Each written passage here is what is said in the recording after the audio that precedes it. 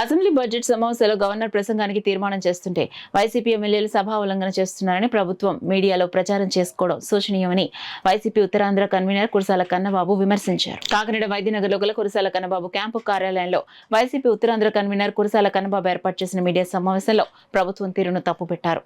ఈ రాష్ట్రంలో సభా మర్యాదల్ని మంట గలిపే కార్యక్రమానికి ఎవరైనా శ్రీకారం చుడితే అది చంద్రబాబు నాయుడు గారి హయాంలోనే మొదలైంది.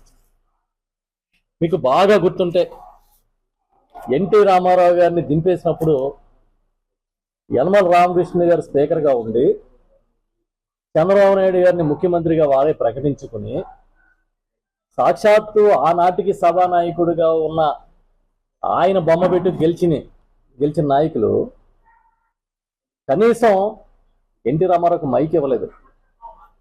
వీళ్ళ సభా మర్యాదల గురించి లెక్చర్లు కొడుతున్నారు. పోనీ గవర్నర్లకి గౌరవాల గురించి మాట్లాడుతున్నారు.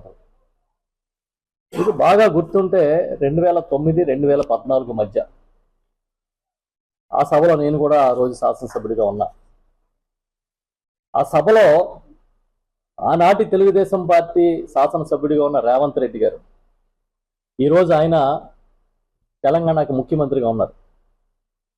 చంద్రబాబు నాయుడు గారి తరఫున చాలా కీలకంగా రాజకీయాలు చేసి చాలా హుషారుగా రాజకీయాలు చేసే నాయకుడిగా ఉండి ఆ రోజు నరసింహన్ గారు గవర్నర్గా ఉంటే ఆయన వైఖరికి నరసింహన్ గారే బిత్తరపోయి ఆ తర్వాత ఆగ్రహం వ్యక్తం చేశారు. ఈయన మైకులు విరుచుకుంటూ వెళ్ళి పోడియం దగ్గరికి వెళ్ళి పేపర్లు చింపి వీళ్ళందరూ ఆయన ముఖాన పేపర్లు కొట్టారు.